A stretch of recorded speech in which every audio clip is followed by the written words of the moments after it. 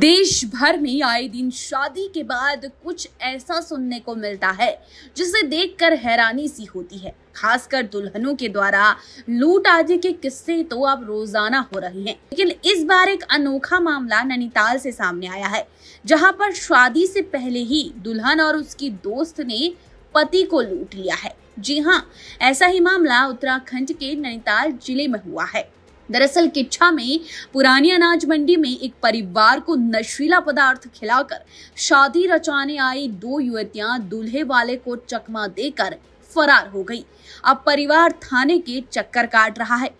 दरअसल आपको बता दें कि किच्छा पुरानी मंडी निवासी उर्मिला का कहना है कि 14 सितंबर को गाजियाबाद निवासी परिवार की ही जान पहचान वाली अनीता ने दो युवतियों के बारे में बताया, जिसके बाद उन दोनों को घर लेकर आई। दोनों बहनें थी, उनका नाम खुशी और आरती था, और पीड़ित परिवार से कहा कि उनके बेटे गौरव के लिए आरती का रिश्ता आया है।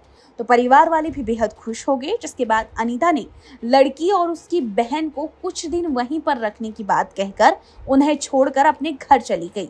उन्होंने भी होने वाली दुल्हन और उसकी बहन को घर पर रख लिया और पूरा दिन अच्छे से गुजरा।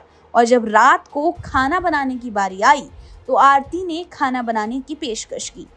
उर्मिला के अनुसार रात को खाना खाकर वो और उनका बेटा गौरव, पति पोथीराम और एक रिश्तेदार अगनलाल बेहोश हो गए, जिसके बाद घर का दरवाजा बंद था और लगातार घर का दरवाजा बंद देखकर पड़ोसी चिंतित हो गए। तो उन्होंने दरवाजा खोला, जिसके बाद सभी को बेहोश पाया और उन्होंने किसी तरह सभी को होश में लाया।